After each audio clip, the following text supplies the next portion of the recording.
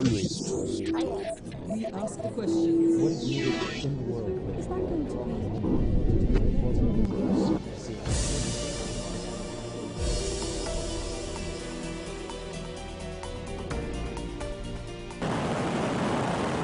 be? Reaching for the heavens. China's ever-expanding ambitions now include putting men on the moon, as well as rapid expansion of military capacity here on Earth. And all the while, its economy continues to grow at a rate far outpacing the economies of Western nations. With ever-increasing confidence, China's leaders have now stepped to the center of the world stage. And for many people here, that's exactly where they should be, given the country's history and civilization. But does that necessarily mean that we're entering a new era of Chinese exceptionalism, even dominance? Well, one influential author argues that it does, and his message is going down very well among the elites. Professor Zhang Weiwei served as a translator for one of the key architects of China's transformation, Deng Xiaoping. He's now an international scholar, arguing a case for China as the world's exceptional civilization. In his new best-selling book, he offers a robust rebuttal of critics, especially in the West, who keep emphasizing China's shortcomings. If China had applied a liberal electoral democracy, we are going to have a peasant government. We could be very nationalist. They will launch war against Taiwan or Japan. Professor Zhang Weiwei explains where China is going on Talk to Al Jazeera. Professor Zhang, first of all, thank you for joining us on Talk to Al Jazeera. Now, your book, The China Wave, is causing quite a stir in China. This and your other work, in which you're basically proposing and reinforcing a sense of nationalism that people are really connecting to. So let's discuss a little bit about the future of China and how it goes. Now, I want to ask you about what you have called the China model. Okay. What does that mean? Basically, when we discuss the idea of model, you could interpret this as, say, something to be followed, copied, imitated by others. That's not my meaning. My interpretation of the idea of model is a summary or description of the experiences and the main features of what China has been doing over the past 3 decades. And what are the features of that? For instance, we have a relatively strong pro-development and neutral government that can shape national consensus for reforms, for many reform initiatives, for modernization. It's a government with a very strong capacity for execution projects. So this is one major feature. Another feature of China model is its strong sense of pragmatism. I call this practice-based reasoning. You have to trial and error. You proceed with caution, with experiments, and then you try to gain experience from these experiment pilot projects and then extend it to other parts of China, to other areas of the economy. And there are also other features, for instance, this gradual approach, which is very important given the size of the country, the size of the population. This sense of priority, sense of sequencing turn out to be extremely crucial for China's success. The phrase a neutral government shaping national consensus is an interesting one. I'll come on to that in a second, but let me just keep with the macro picture for a second. Now, you're describing a country in transition with careful management and a destination in mind, and that's been one of the themes of your book. The question is, what is that destination? Because from a lot of Western perspectives, the inevitable final arrival point for China is going to be multi-party democracy, freedom of speech, all these good things from a Western perspective. Is that where you see it going? Actually, really, my humble estimate of China's future is not another Western country. On the one hand, the country is wide open to international competition, to engagement with other countries, to foreign trade. On the other hand, the country is also increasingly returning to its own roots. As I said in my book, I call this civilizational state, which is the amalgamation of the world's longest continuous civilization and the super large modern state. So this mixture makes things exciting in China and make the Chinese experiment exciting.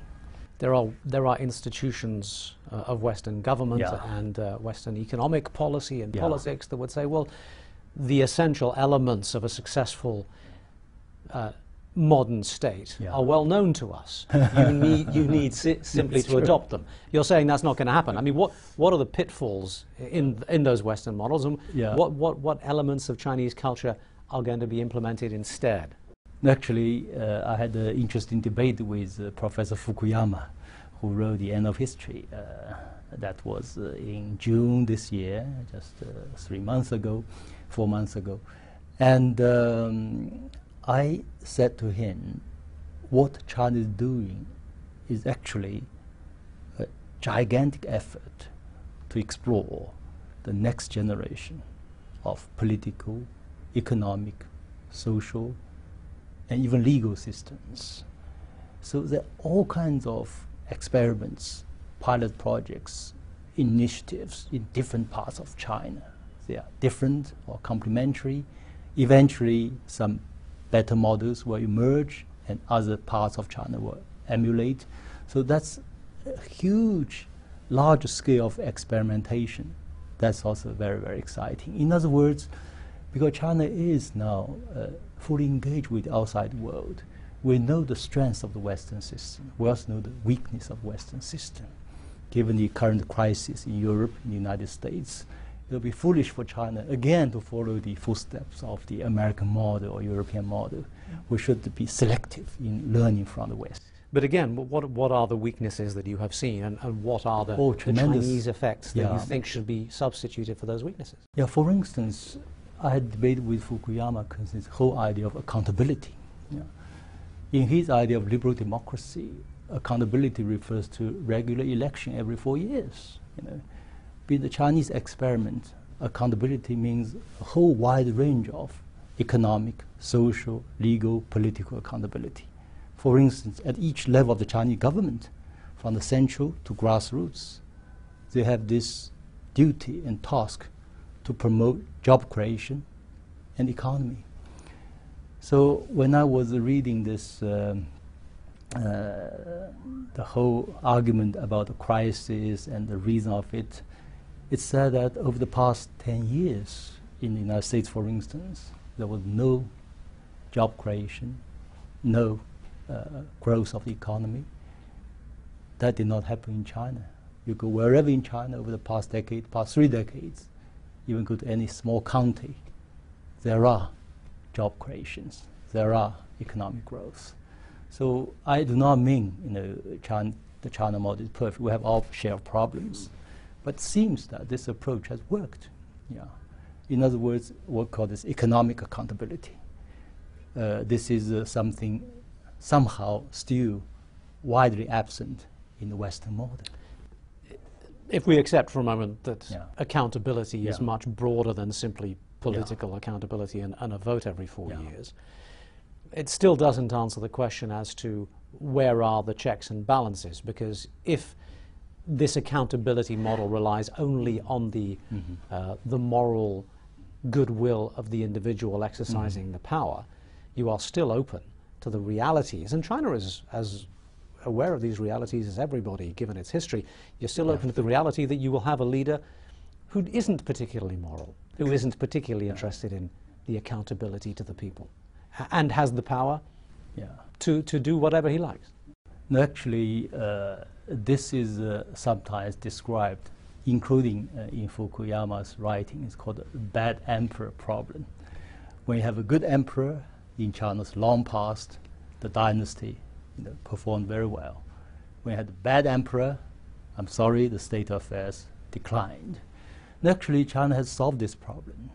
If you look at the top elite of the Chinese leadership, the 9 members of the Standing Bureau of the Standing Committee of the Political Bureau, you look at the selection process, the minimum requirement for this post is 2 terms as a number 1 in the province. And don't forget, China is a huge country. Each province could be the size of 5, 6 European countries in terms of population. So it's by no means to do a good job easy. It's by no means easy to be a governor and perform well in running such a large province. And you have to do it twice before you have been able to meet the basic condition of this criteria. And so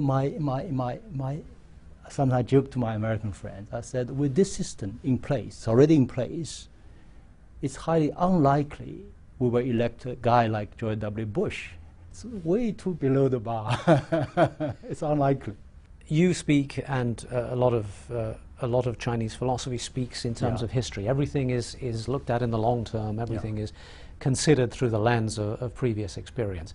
And you have already said that this long-term thinking makes you believe that China will not go towards a Western democratic model. Let me just explore a couple of other of the Western priorities here and wonder which direction China is headed in. And one of those, of course, is human rights. Now, the ultimate human rights position of the Western nations these days has been fairly clearly articulated. Is China's human rights philosophy moving in that direction or somewhere different? If we adopt international standards, not US, American standards, say the UN definition of human rights, economic, social, cultural, political, civil rights. If we use that criteria, it's interesting, you will see the Iraq war is a violation of human rights. 50 million people without insurance, a violation of human rights. China had its share of problems, but it's always necessary to remember, when we discuss human rights, we have to first of all ask Chinese, not Washington, not Brussels, not Paris, not London. You ask ordinary Chinese, whether in China, in Beijing, Shanghai, or elsewhere, in Europe, in the United States, what do you think of China's human rights? Are they better now than before? I think, by a conservative estimate, most Chinese think their human rights are better than any time before. That's very important. Again, that's part of a process. What is the ultimate aim? No, the ultimate aim is we will draw a lot from Chinese own culture.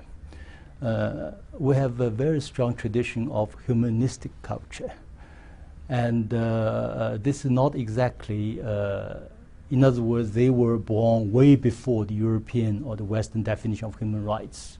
We also respect these traditions, very important for the role of family, sometimes the need for sacrifice, for the interest of family, for others. Let me put it in a contemporary context then, this idea of whose rights are paramount. The Occupy Wall Street movement is an expression of what a lot of Western countries hold very dear, the ability of the individual to stand up and criticize his government and to take certain amount of action. Obviously, they can't do exactly what they want. And is allowed to do so without being considered a threat to the system. That wouldn't happen in China. No, again, it's an interesting question in the sense that I always say whenever you discuss issue of human rights or values, you have to remember the exact context, say cultural, political context of country. You can do opinion surveys in China. We have all respect certain values and certain rights, but indeed, given the difference in culture and history, people attach different priorities to these values and rights. For the Americans, maybe freedom of expression is number one right. For the Chinese, you can do whatever surveys. Social order is the number one value. Because I mentioned in my book, if you look at China's modern history, since 1840, the Opium War, the maximum period of peace, stability, and order for China was 8 to 9 years. So the process of modernization was constantly disrupted by civil wars, peasant uprisings, foreign aggressions, and of course these ideological campaigns launched by Mao one after another. So people were fed up and are fed up with this kind of chaos. perhaps, the government goes too far in ensuring public order. But on the other hand, if you feel the pulse of the people, most people appreciate order. Let's go back to the bigger picture again, and the evolution of a China model into a modern state that can manage 1.3, or by the time it's finished, probably 2 billion people effectively and efficiently. Is part of that state going to have an outward-looking element? Is it going to be an expansionary model? Because, as you know, a lot of the West, when they hear you say that we are not heading towards a multi-party democratic electoral system like the West, then they're going to say, oh my God, China's going to try and take over the world. Are they right in that fear? No, actually, if you look at European history, when the Europeans have this one person, one vote, it's already after modernization was achieved. And if China had applied this so-called today's, liberal electoral democracy, we are going to have a peasant government. We could be very nationalist. They will launch war against Taiwan or Japan.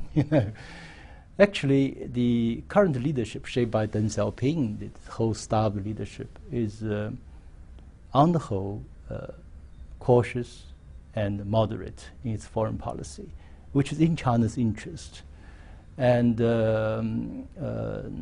which is actually also good for the Western interests. On the other hand, really, if as some Westerners try to have a color revolution in China, the end result will be disastrous, not only for China, but also for the West.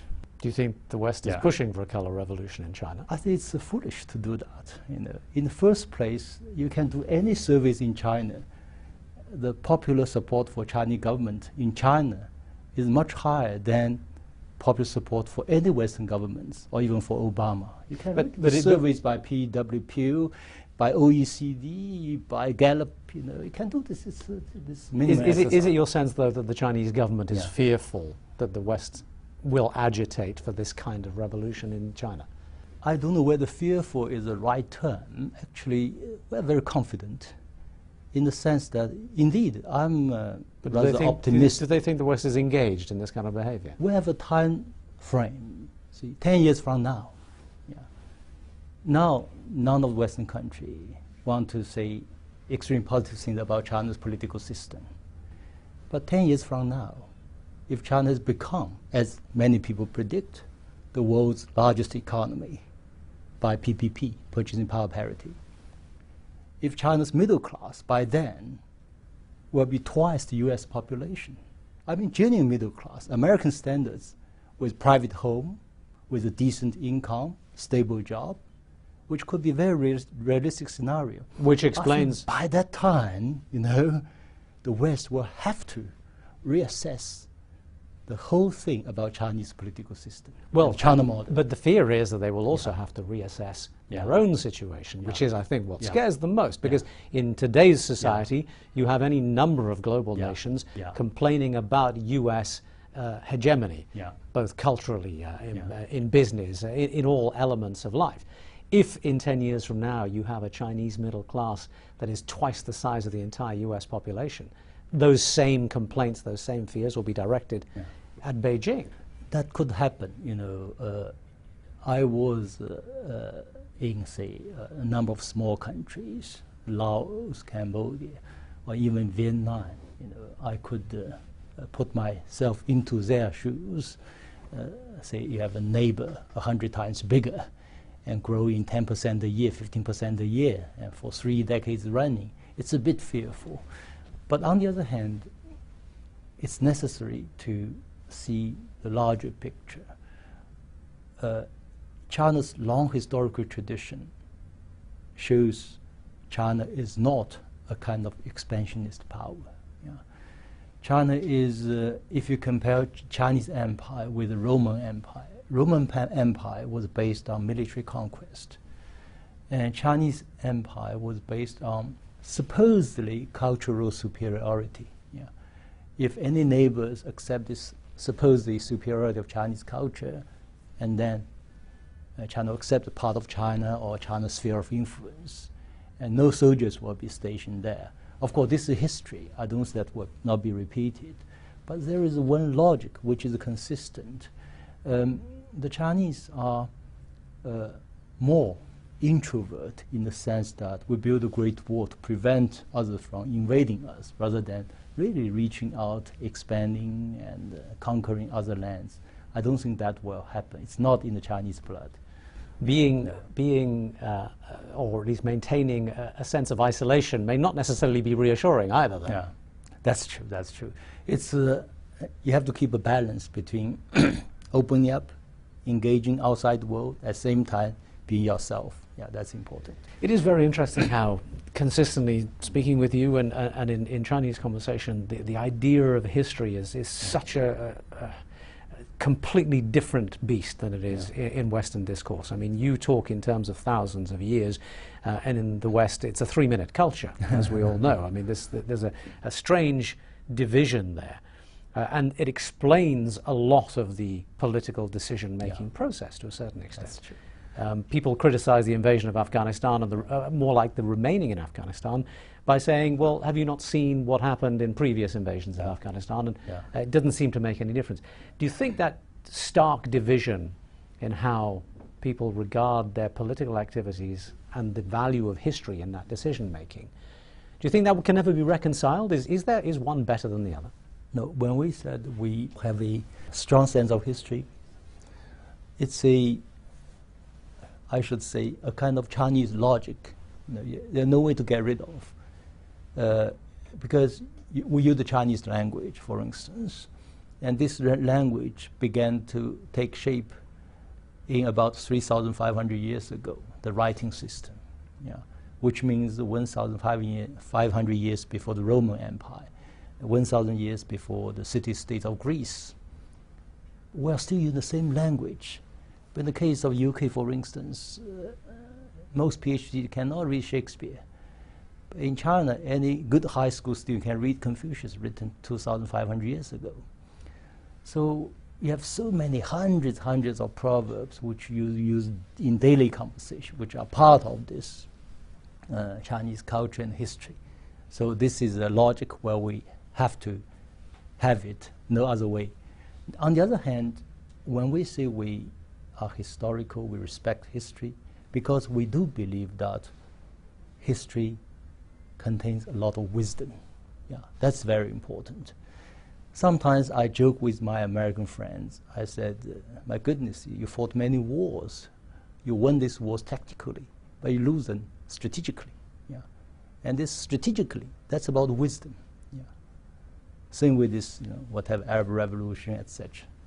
Where the Western interests are, where the American interests are. There is a favorite cliche that a lot of Western media use, which I don't even know if it's apocryphal or whether it's true, but they quote Zhou Enlai saying, when asked about the French Revolution, you've heard this one, and he says, what do you think of the French Revolution? And he said, it's too early to judge. Yeah. Don't you think that sort of mindset can actually be a political problem? Because, I mean, the value of the 3-minute culture, at least, and the immediate accountability of leaders is that they have to make decisions fast, and sometimes quick reactions yield better political results than slow ones. If you are indulgent in your own old tradition value, that could be very harmful. Unless the British love nostalgia, that's fine, that's good, that's taste, that's fine. Now, politically, I think you have to be forward-looking. So what China has been doing over the past 3 decades is, on the one hand, we try to keep our traditional roots. On the other hand, we make the country wide open. We have 400 million people studying English. 20% of annual publication in China are translated books. China's largest newspapers in circulation is Global Times and Reference News, several million copies a day, both of them about international affairs. And we have 1.6 million students studying abroad, 1/3 of them back in China.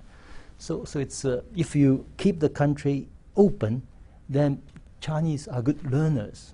So eventually, ideally, in a globalized world, we need to have this kind of mutual respect. and this kind of mutual help based on mutual respect. I That's- think that will be the message from the China model. That seems like a good place to leave it. Thank you very much indeed for talking Thank to us. you. Thank you very much.